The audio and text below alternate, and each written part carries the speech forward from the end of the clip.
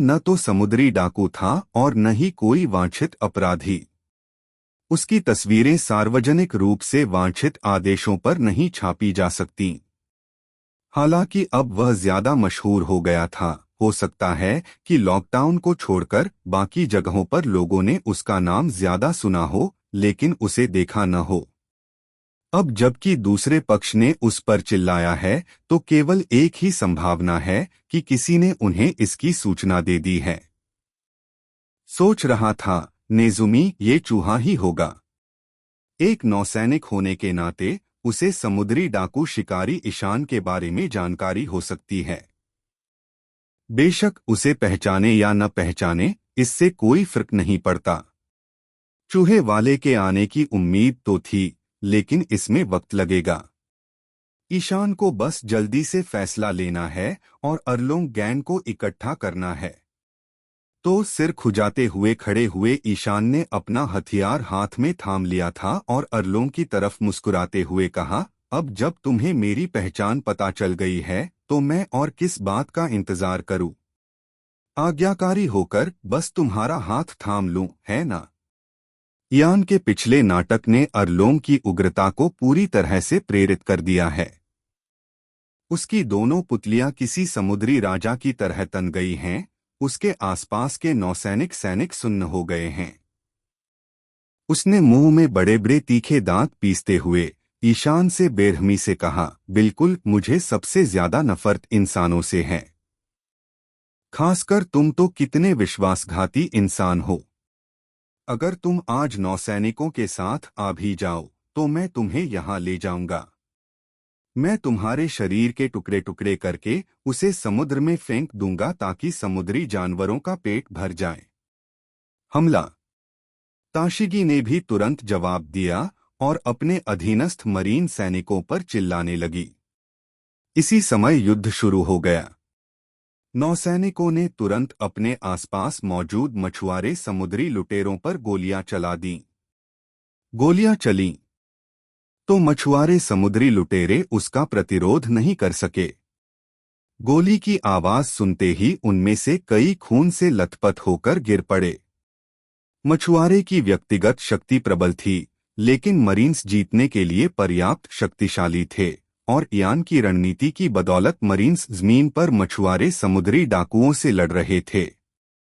इसलिए युद्ध की शुरुआत में मरीन्स का पलड़ा भारी था, यहाँ तक कि कुछ मछुआरे अपने हथियार निकालकर हमला करने के लिए दौड़े, लेकिन मरीन्स ने मिलकर उनका सामना किया और दूसरे पक्ष को तेजी से जमीन पर पटक दिया। अरलोंग पायरेट रेजिमेंट के लिए युद्ध उनके निष्क्रिय पक्ष में छिड़ा। अगर समुद्र में ज्यादा लोग होते तो ताशिगी और दूसरे मरीन मछुआरे से नहीं जीत पाते। लेकिन अब चूंकि अरलोंग रेजिमेंट समुद्र में नहीं थी, इसलिए स्वाभाविक रूप से बढ़त आधी हो जाएगी। इससे भी बढ़कर युद्ध छिड़ते देख घाट पर रुके नौसैनिकों ने भी तोपों से अपने साथियों का साथ दिया।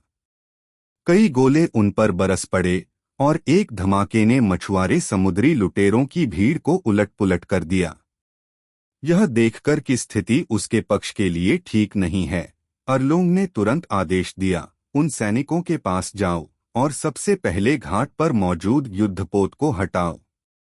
अरलोंग पार्क का स्विमिंग पूल दरअसल समुद्र से जुड़ा हुआ था। उसके आदेश पर अरलोंग पायरेट रेजिमेंट के 2 सैनिक, उभरे हुए होठों वाला मछुआरा चू और दोनों भुजाओं में हड्डीदार पंखों वाला उपास्थि वाला मछुआरा कुरूबी, पूल में कूदने को तैयार थे। लेकिन उसी समय एक लंबी, जलती हुई तलवार उनके सामने प्रकट हुई। तलवार उनके सामने से गुजर गई और उनका रास्ता पूरी तरह से अवरुद्ध हो गया। जैसा मैंने कहा, तुम्हारे कैडरों को मुझसे निपटना होगा। ईशान ने ही उन्हें जाने से रोका था, तो इसके बारे में सोचना भी मत। तब तक अरलोंग पायरेट्स को पता ही नहीं चला था कि ईशान का उपनाम कैसे पड़ा।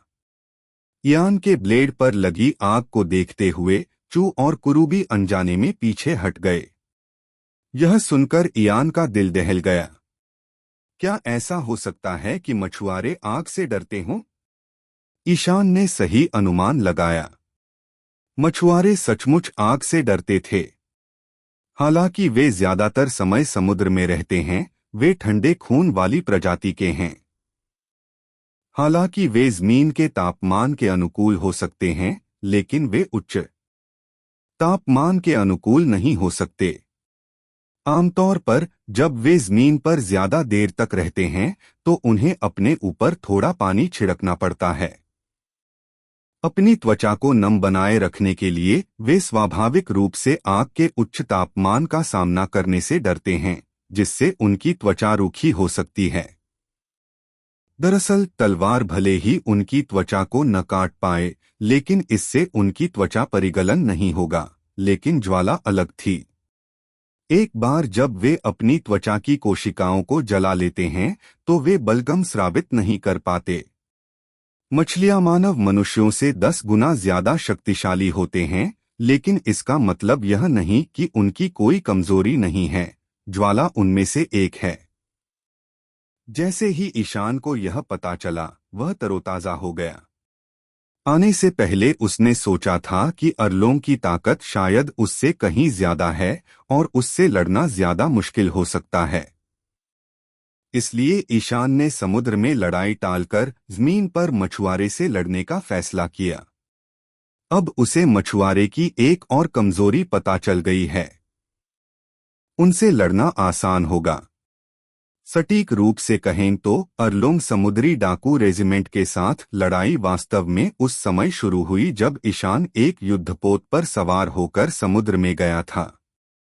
पहले उसे भगाओ। चू और कुरूबी एक पल में एकमत हो गए। कुरूबी मछली पुरुष कराटे का उस्ताद था। वह ईशान को उलझाने के लिए उछला, जबकि चू ने ईशान पर मिजुडेप्पो वाटर गन तान दी। ईशान ने अपना सिर झुका लिया और कुरूबी की लात से बच गया। इससे पहले कि वह खड़ा हो पाता, चूस की पानी की बंदूक आ गई।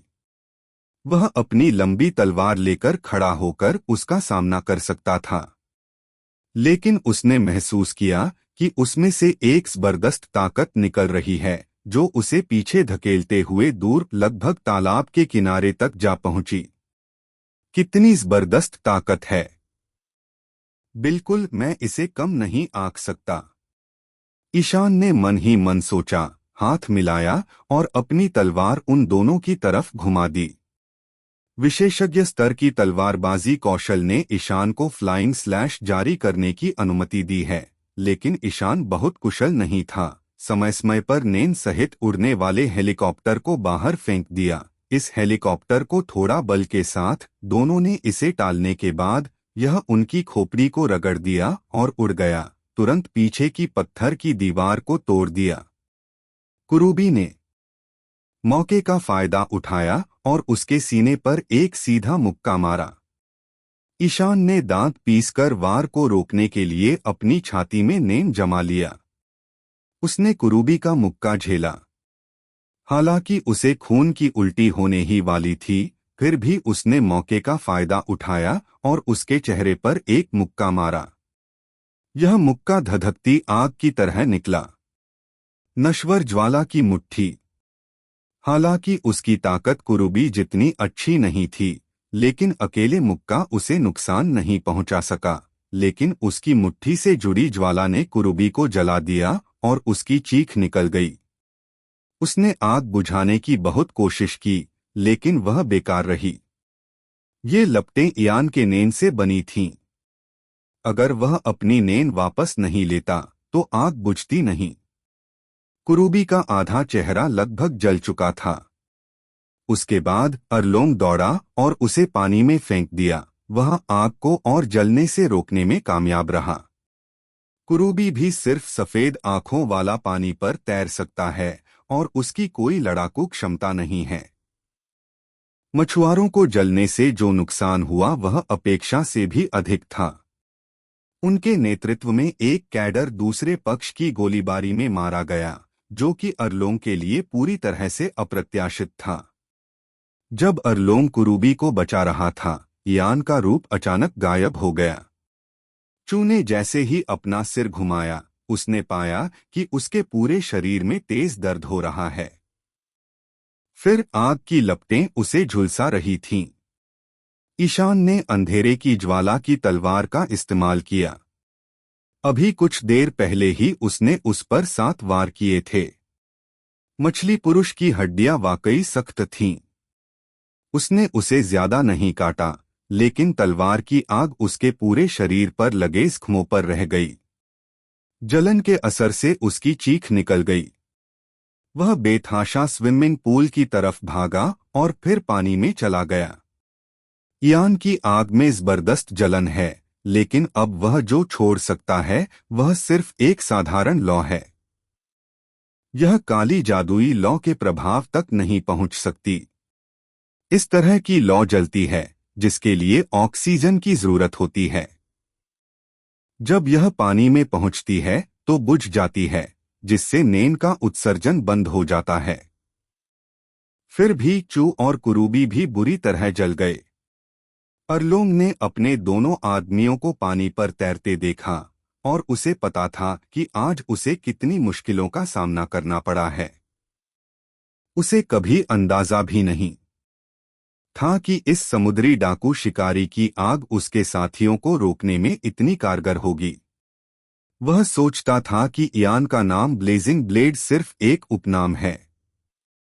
वह अपनी तलवार और मुट्ठी में आग कैसे जला सकता था। जब उसके 2 साथी बेहोश हो गए तो उसे ईशान से खुद निपटना पड़ा।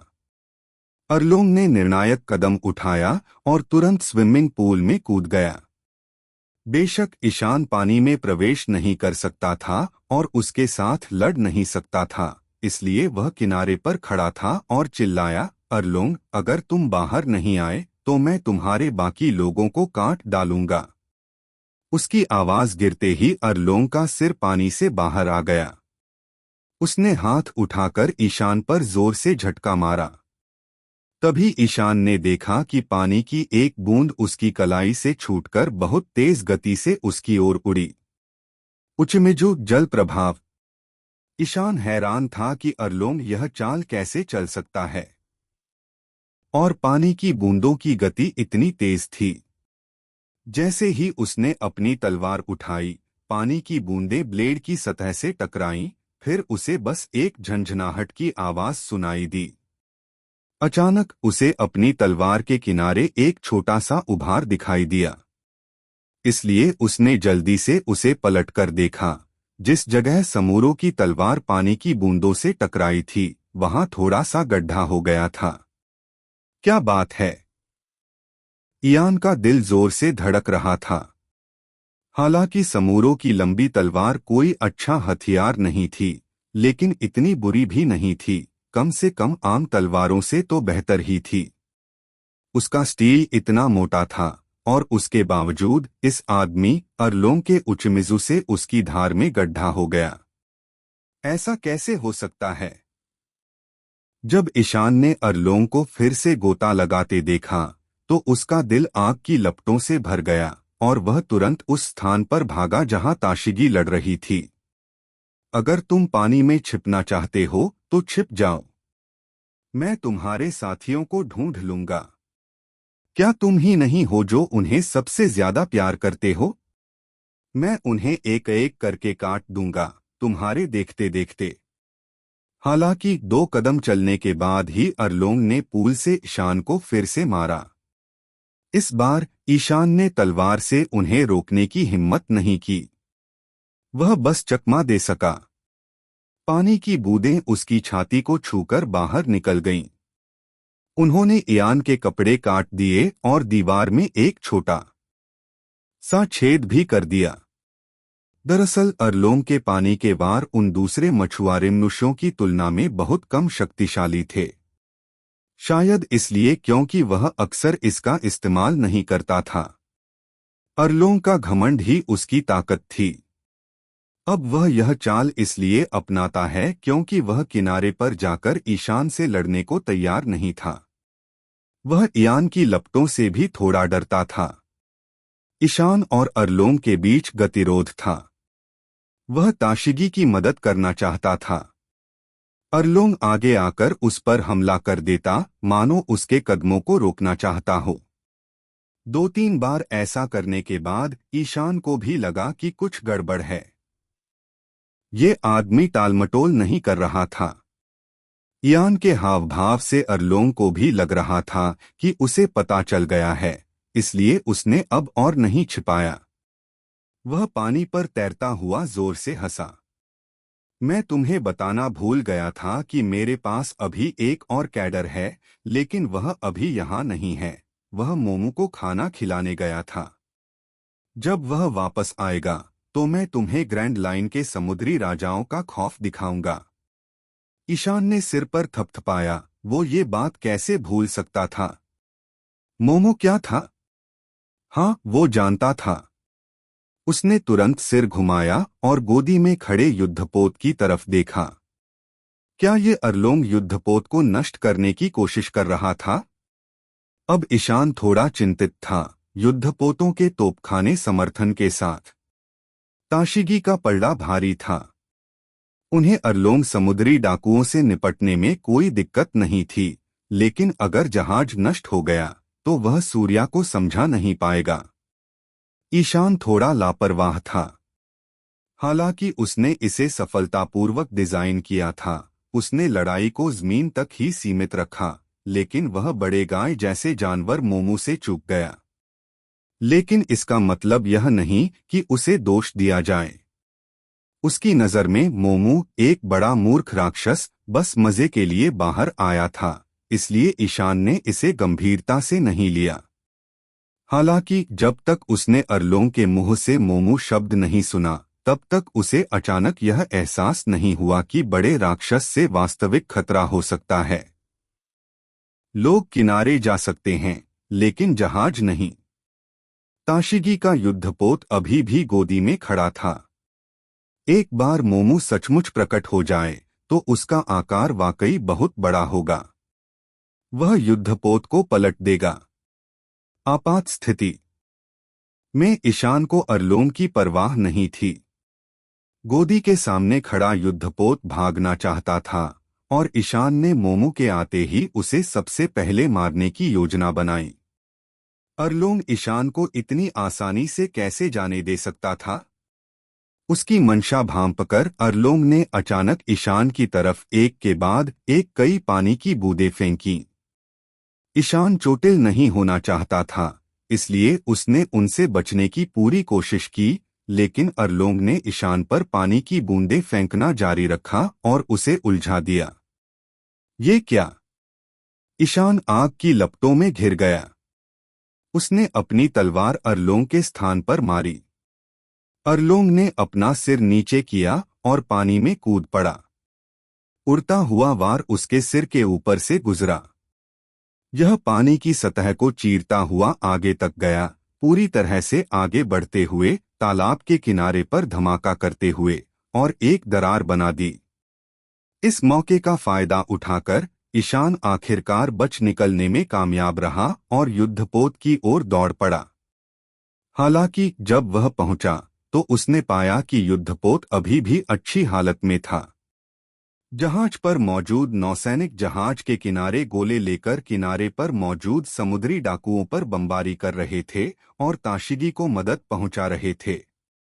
अजीब है, क्या अरलोंग नहीं कह रहा था कि मोमो आ रहा है? मैंने कुछ देखा क्यों नहीं? ईशान तो हैरान था ही, अरलोंग भी हैरान था। दोनों तरफ लड़ाई बहुत देर से चल रही थी। मरीन की गोलियों की आवाज बहुत देर से आ रही थी। क्या ये मुमकिन है कि हचन ने कुछ सुना ही न हो? कमीने! हाची, ये आदमी क्या कर रहा है? तालाब की सतह पर तैरते हुए अरलोंग ने उदास चेहरे से गोदी में खड़े मरीन युद्धपोत को देखा। इससे पहले जब ईशान और ताशिगी अपने जहाज से उतरने वाले थे, अरलोंग समुद्री डाकू रेजिमेंट के कैडरों को अरलोंग का आदेश मिला, जाओ और नामी की स्थिति का पता लगाओ और उसे अरलोंग पार्क से दूर भेजने का बहाना ढूंढो। नैना को बचपन से ही अरलोंग पार्क से सख्त नफरत थी। उसने उसे अपनी दुखद और दर्दनाक यादों का अड्डा मान लिया था। जब उसने सुना कि अरलोंग ने उसे छुट्टी दे दी है तो उसने ज्यादा सोचा नहीं और मुड़कर वहां से चली गई। वह कोकोयासी गांव वापस जाना चाहती थी, इसलिए उसने एक छोटी नाव ली और तट के दूसरी ओर से रवाना हुई ताकि वह इयान के युद्धपोत को न देख सके। हालांकि जैसे ही उसकी नाव बाहर निकली, उसने अचानक अरलोंग पार्क की दिशा से गोलियों की गड़गड़ाहट सुनी। नैना चौंक गई। वह नाव से उठी और देखा कि अरलोंग पार्क से बहुत धुआं उठ रहा था। तो उसे तुरंत एहसास हुआ कि कोई उन पर हमला कर रहा है। इस समय नैना को नहीं पता था कि हमलावर कौन था, चाहे वह मरीन था या अन्य समुद्री डाकू, लेकिन कोई फर्क नहीं पड़ता कि यह कौन था। नैना ने तोप के गोले की आवाज सुनी और बहुत सुखद महसूस किया। नैना शायद अरलोंग से सबसे ज्यादा नफरत करती थी। वह उसकी माँ बेलमरे का हत्यारा था। जब भी वह अपनी माँ की मौत का मंजर याद करती है, नैमी का दिल मानो चाकू से छलनी हो जाता है। वह हमेशा अपनी माँ का बदला लेना चाहती थी, लेकिन बदकिस्मती से वह बेबस थी। मछुआरे की हिंसा और क्रूरता एक छोटी बच्ची के बस की बात नहीं थी। आखिरकार नैना को अपमान सहना पड़ा और अपने गृहनगर कोकोयासी गांव को छुड़ाने के लिए अरलोंग पायरेट रेजिमेंट में शामिल होना पड़ा। इतने सालों से नैना अरलोंग पायरेट्स के पतन को देखने का सपना देख रही थी, इसलिए जब किसी ने अचानक अरलोंग पार्क पर हमला किया तो नैना तुरंत पीछे हट गई। हालांकि इस समय नैना ने एक 6 हाथ वाले ऑक्टोपस आदमी को किनारे पर गुनगुनाते हुए दौड़ते देखा। स्वाभाविक रूप से नैना जानती है कि यह कौन है, अरलोंग समुद्री डाकू रेजिमेंट के कैडरों में से एक एचन, जिसे हाची कहा जाता है। अब जबकि अरलोंग पायरेट्स के निवासी पर स्पष्ट रूप से हमला हो रहा था, हाची विपरीत दिशा में क्यों भागा? नामी का दिल धड़क उठा और फिर उसने तुरंत उसकी ओर हाथ हिलाया और चिल्लाई, क्या हुआ हाची? क्या तुम हो? नैना। हाची ने चिल्लाने की आवाज सुनी, सिर घुमाया और उसकी तरफ देखा। नैना को देखकर उसने घुरघुराहट की और फिर घबराहट में उसके 6 हाथ बेतहाशा हिल गए। उसने कहा, नैना, अच्छा नहीं हुआ। नौसैनिकों ने हम पर हमला कर दिया। अंदर एक बहुत ही ताकतवर समुद्री डाकू शिकारी भी है। मरीन, एक समुद्री डाकू शिकारी। नैना खुश तो हुई पर जाहिर नहीं की, बल्कि उसने हैरानी का नाटक किया और कहा, मरीन एक समुद्री डाकू शिकारी के साथ कैसे आ गए? मुझे नहीं पता। हाची घबरा रहा था और वह समुद्री डाकू शिकारी इतना खतरनाक है कि वह अजीबोगरीब लपटों का इस्तेमाल कर सकता है और चू और कुरूबी उसके द्वारा गिरा दिए गए। नैना ने यह सुना तो उसका दिल और भी खुश हो गया। उसे पता है कि अरलोंग पायरेट रेजिमेंट के कैडर कमजोर नहीं हैं। हची की आवाज सुनकर क्या उन दोनों को समुद्री डाकू शिकारी ने मार डाला? क्या यह समुद्री डाकू शिकारी ईशान नहीं होना चाहिए, वही समुद्री डाकू शिकारी जो कुछ समय पहले ही उभरा है और ईस्ट ब्लू का सबसे ताकतवर समुद्री डाकू शिकारी माना जाता है? क्रेग के मारे जाने की खबर अब पूरे ईस्ट ब्लू में फैल गई है। स्वाभाविक रूप से नैना को भी इसके बारे में पता चल गया होगा। कुछ समय पहले अरलोंग के समुद्री डाकू इस बारे में बात कर रहे थे। जब उसने उसे खोजा था तो वह ऐसे ही एक समुद्री डाकू शिकारी के बारे में सोच रही थी। क्या वह अरलोंग के समुद्री डाकुओं को हरा पाएगा? जिस दिन से नैना ने यह खबर सुनी थी, वह इस समुद्री डाकू शिकारी के आने का बेसब्री से इंतजार कर रही थी। उम्मीद कर रही थी कि वह अरलोंग समुद्री डाकू रेजिमेंट पर कब्जा कर लेगा। हालांकि नैना ने भी नहीं सोचा था कि ईशान इतनी जल्दी आ जाएगा, और वह तो अपने साथ मरीन भी लाया था। इस समय नामी का मूड बेहद उत्साहित था। उसे उम्मीद थी कि ईशान अरलोंग पायरेट रेजिमेंट को उखाड़ फेंकेगा और उसे और उसके गांव को कोयासी को अरलोंग के पंजों से बचा लेगा। फिर भी नैना एक मजबूत लड़की है। वह एक कमजोर राजकुमारी की तरह दूसरों के द्वारा बचाए जाने का इंतजार नहीं कर सकती। सहज रूप से यह एक बेहतरीन मौका है। नैना भी मदद करना चाहती है। उसने नजरें घुमाईं और निराशा भरे भाव से हाची की ओर देखा। चू और कुरूबी दोनों गिर गए हैं। उनकी मदद करने के बजाय तुम यहाँ क्यों हो? तुम भागना तो नहीं चाहते, है ना? सच में? इसके लिए मैं तुम्हें ही जिम्मेदार ठहराऊंगी। नैना मुस्कुराई और बोली, मैं भी अरलोंग पायरेट रेजिमेंट की सदस्य हूँ, लेकिन मैं युद्ध में तुम्हारी मदद नहीं कर सकती। मैं तुम्हारे साथ चलूंगी और मोमू को बुला लाऊंगी। हाची ने ज्यादा सोचा नहीं, उसने सिर हिलाया और कहा, ठीक है, चलो साथ चलते हैं। इसलिए नैना नाव लेकर किनारे पर आई और हाची के साथ भाग गई। वे जल्द ही अरलोंग पार्क से कुछ ही दूरी पर एक तट पर पहुंच गए, जहां हाची मोमू को खाना खिला रहा था। जैसे ही वे वहां पहुंचे, हाची ने अपने तुरही जैसे होठों को भींचकर मोमू को बुलाने के लिए एक अजीब सी आवाज निकाली। उसने मोमू को पुकारने पर ध्यान केंद्रित किया, लेकिन ध्यान नहीं दिया कि उसके पीछे खड़ी नैना दोनों हाथों से एक बड़ा पत्थर उठाए धीरे धीरे उसकी ओर आ रही थी। समुद्र के नीचे एक विशाल साया दिखाई दिया। मोमू, एक बड़ा मैनेटी, ने हाची के परिचित भोजन के सीन की आवाज सुनी और उसका विशाल शरीर एक पहाड़ी की तरह फटकर ऊपर तैरने लगा। लेकिन यह अजीब था क्योंकि हाची ने अभी अभी उसे खाना खिलाया था।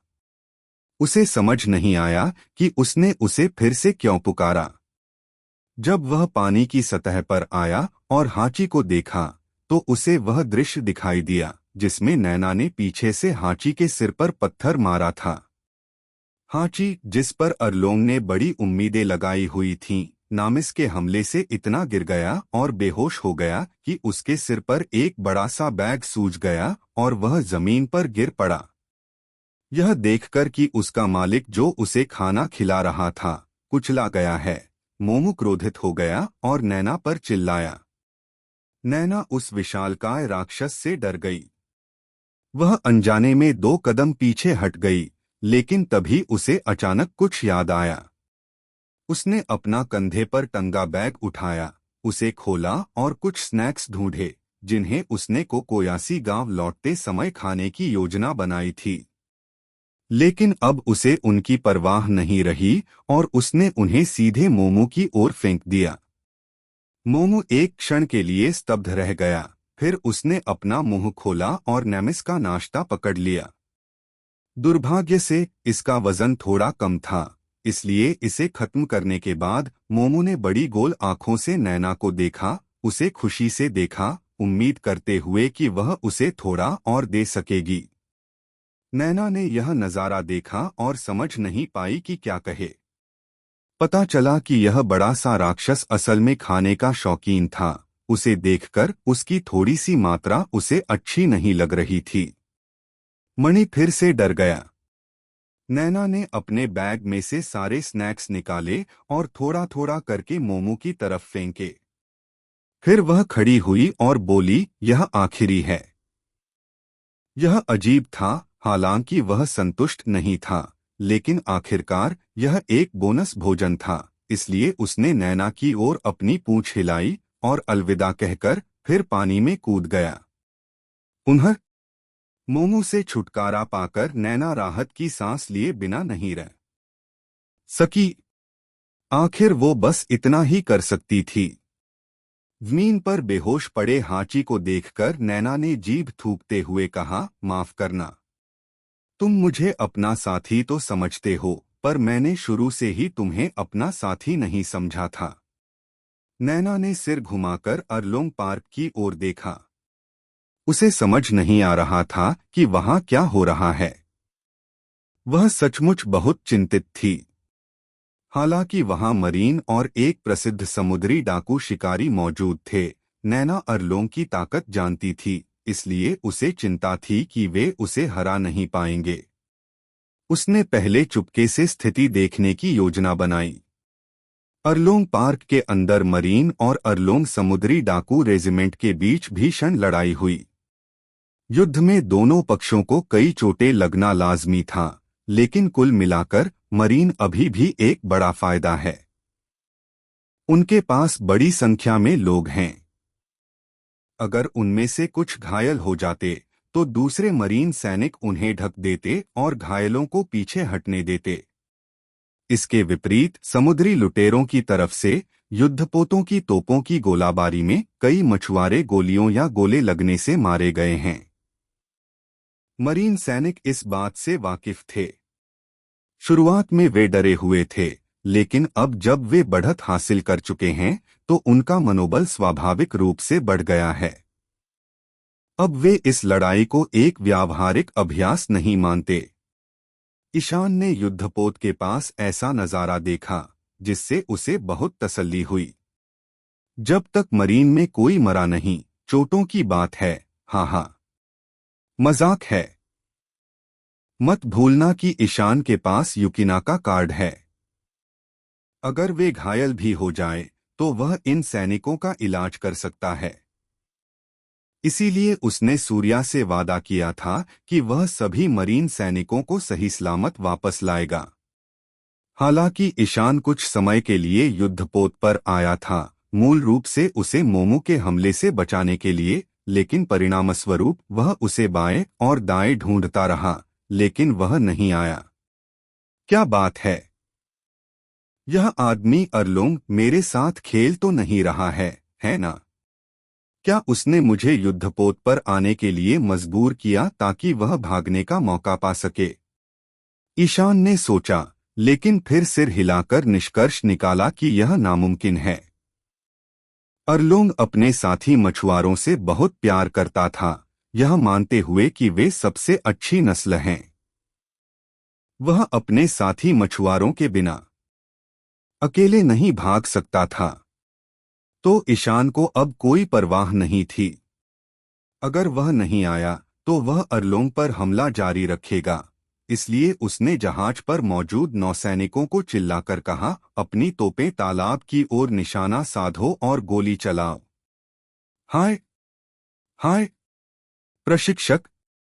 जब शूटिंग के प्रभारी सैनिकों ने यह सुना तो उन्होंने तुरंत जहाज के नीचे ईशान को सलामी दी, फिर थूथन घुमाया, पूल की ओर निशाना लगाया और बमबारी की। गोले सीटी बजाते हुए पानी में गिरे और एक ऊंची लहर धमाके के साथ उठी। विस्फोट की शॉक वेव पानी में फैल गई और स्विमिंग पूल में छिपे अरलोंग को बेचैनी महसूस हुई।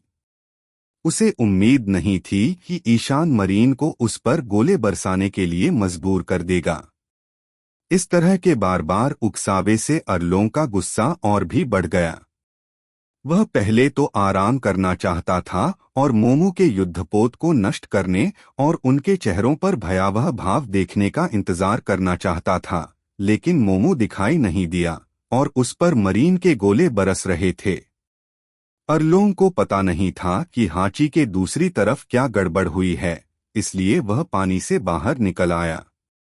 इस समय जैसे ही एक गोला फिर से स्विमिंग पूल से टकराने वाला था, अरलोंग अचानक अपने तीखे दांतों से भरे मुंह को दिखाते हुए बाहर आया और अपने मुंह से गोले को पकड़ लिया।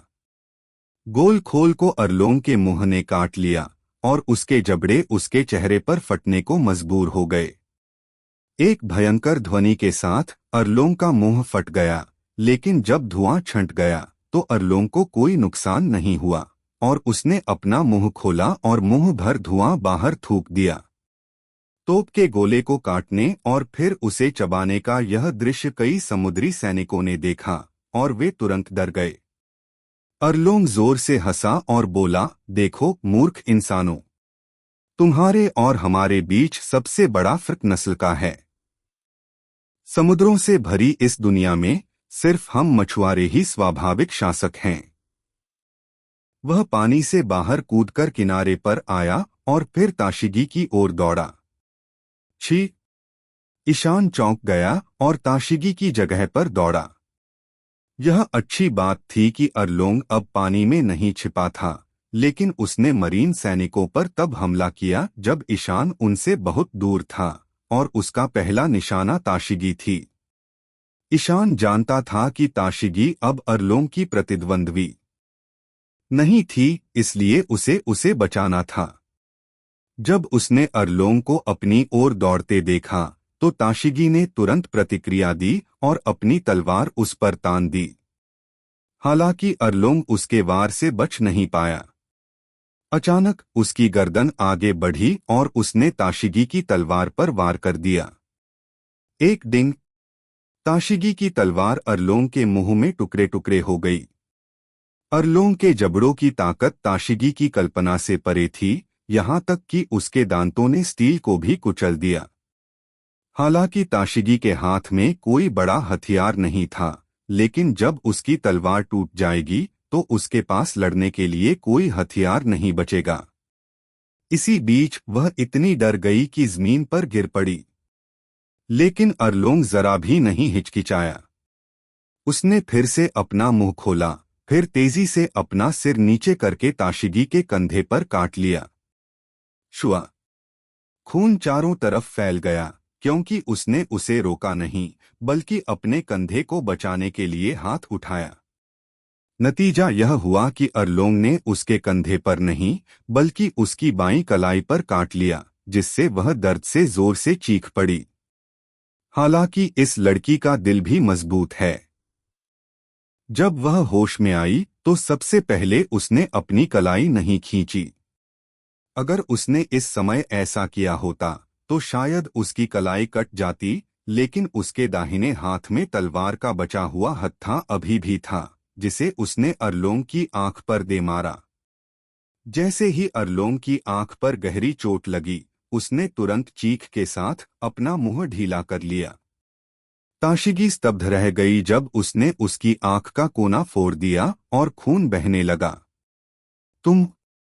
अरलोंग इतना गुस्से में था कि एक औरत ने उसे इस तरह पीटा। अब उसमें दया नहीं रही। उसने अपना मुंह खोला और ताशिगी का गला काट लिया। सार्जेंट ताशिगी! यह दृश्य देखकर सैनिक चीख पड़े। अगर यह हमला उसे काट लेता तो वह मर जाती, लेकिन वे उससे थोड़ी दूर थे और उसे बचा नहीं सके। ताशिगी को अपनी मृत्यु आती हुई दिखाई दे रही थी और वह अपनी आंखें बंद करने से खुद को नहीं रोक सकी। हालांकि इस समय एक लंबी तलवार अचानक बगल से निकली, जिसने अरलोंग के तीखे दांतों को अवरुद्ध कर दिया और ताशिगी की जान बचाई। जब आपका विरोधी आपकी ओर आता है तो आप आंखें कैसे बंद कर सकते हैं? ताशिगी के कानों में एक आवाज गूंज रही थी, मुझे याद नहीं कि मैंने तुम्हें ऐसा सिखाया था। आंखें खोलते ही ताशिगी ने देखा कि ईशान अपनी बड़ी तलवार पकड़े हुए अरलोंग के खून से सने मुंह का प्रतिरोध कर रहा है।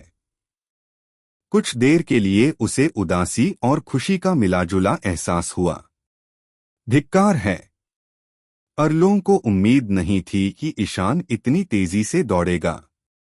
जब उसने इयान की तलवार उसके मुंह में देखी तो उसने उसकी तलवार को काटकर तोड़ देने का मन किया, ठीक वैसे ही जैसे उसने ताशिगी की तलवार तोड़ दी थी। लेकिन ईशान उसे ये मौका कैसे दे सकता था? अगले ही पल इयान की तलवार धधक उठी और फिर उसने उसे जोर से खींच लिया। अंधेरे की लपटों की तलवार का सिद्धांत ब्लेड के चारों ओर आग को संघनित करके एक तेज लपट का निर्माण करना था। इयान का खिंचाव बल उसके आखिरी उड़ते हुए वार के बराबर था, जिसके कारण अरलोंग जोर से चीखा। इस प्रहार से उसका निचला और ऊपरी जबड़ा खींचकर टूट गया। अरलोंग सीपियों को चबाने में सक्षम था, लेकिन इसका मतलब यह नहीं कि उसका मुंह आग का प्रतिरोध कर सकता था। तेज दर्द ने अरलोंग को अपना होश खो दिया। होश में आने के बाद अरलोंग ने हाथ बढ़ाया, अपने मुंह से दांतों का एक सेट निकाला और उन्हें अपने हाथ में थाम लिया। फिर उसके मुंह में तेजी से नए दांत उग आए। अरलोंग एक आरिशार्क मछली आदमी था।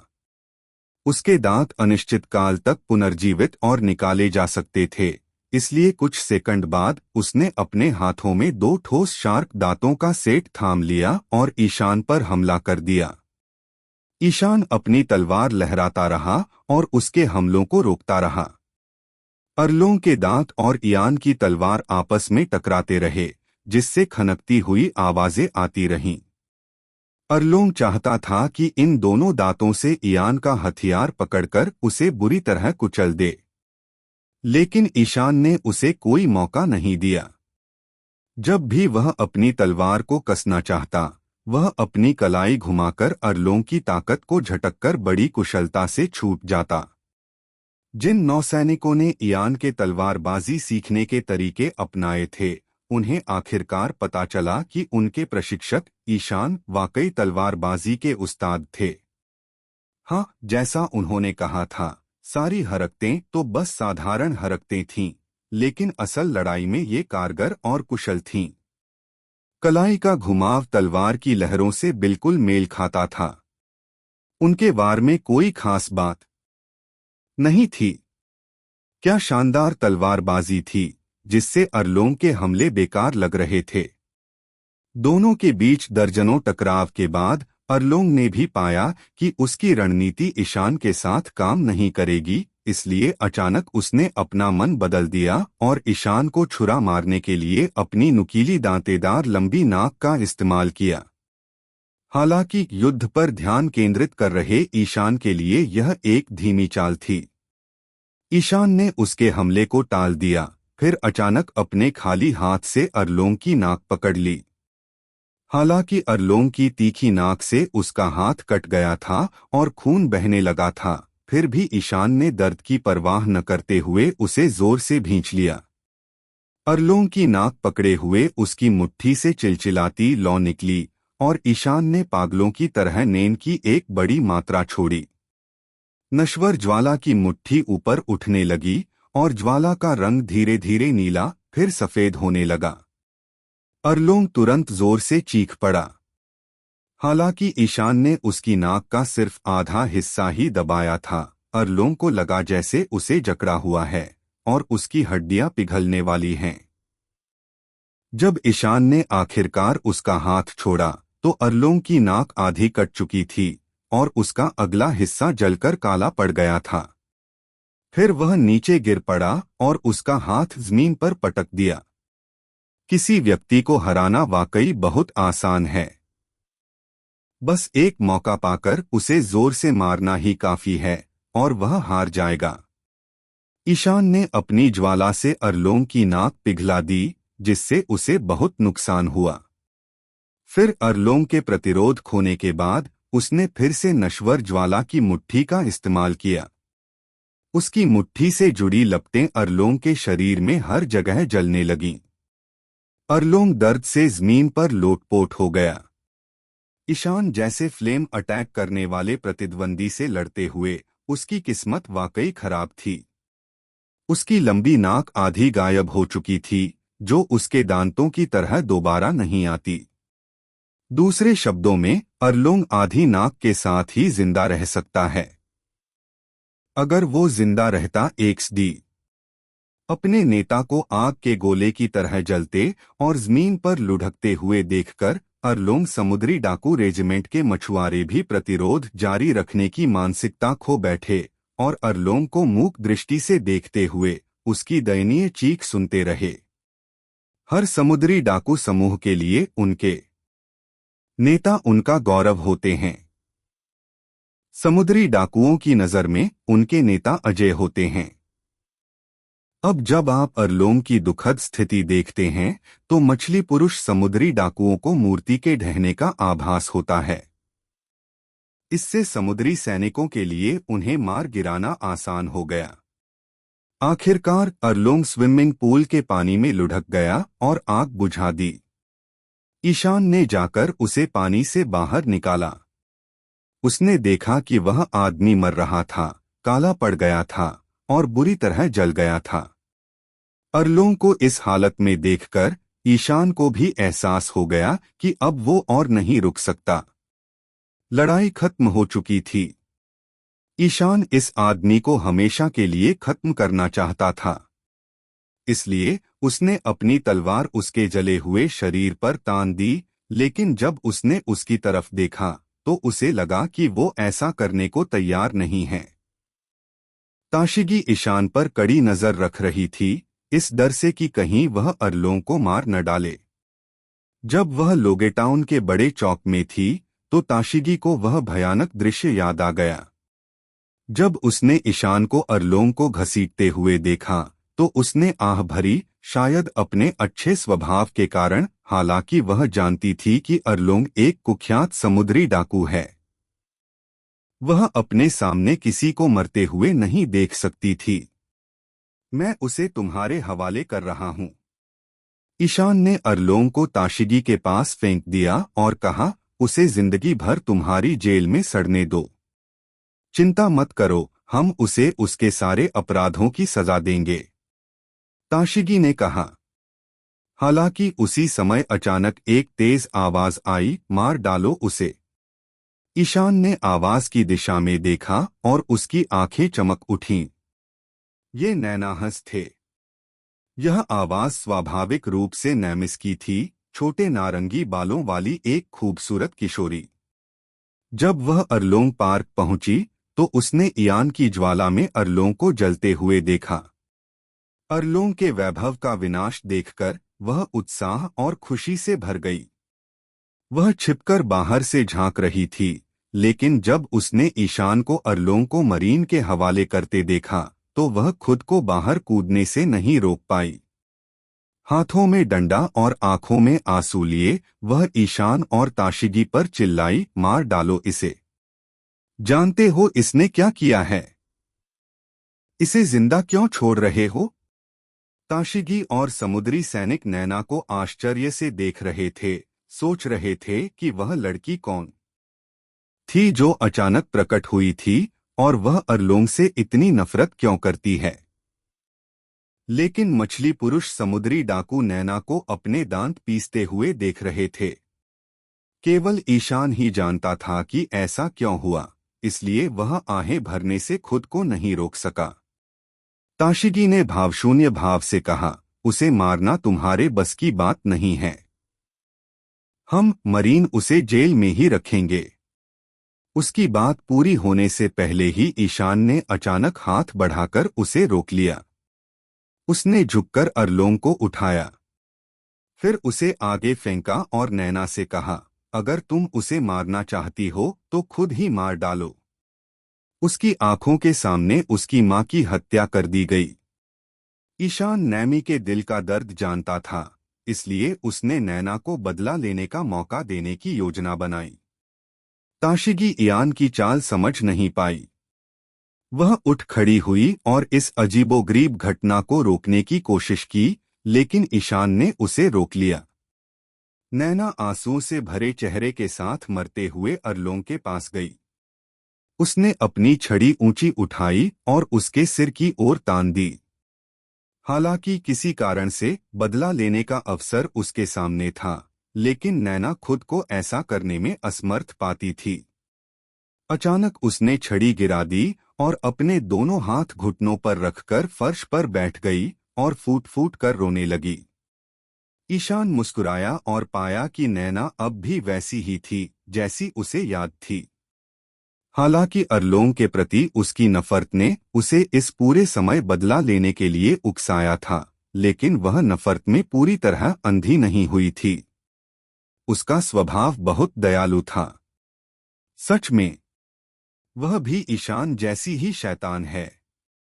परिणाम अच्छा था या बुरा, ईशान को इस बात का यकीन नहीं था। वह अनुमान नहीं लगा पा रहा था कि नैना क्या सोच रही है। उसने नैना को रोते हुए परेशान नहीं किया, बल्कि चुपके से उसे देख रहा था। सच कहूँ तो उस समय नैना और ईशान में बहुत फर्क था, क्योंकि उस समय नैना सिर्फ 15 साल की थी।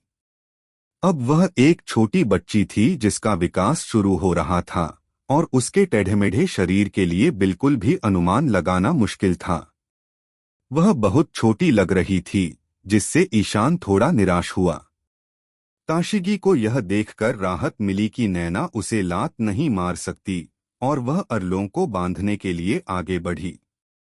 ईशान नैना के पास गया, नीचे बैठ गया और उससे पूछा, तुम्हारा नाम क्या है?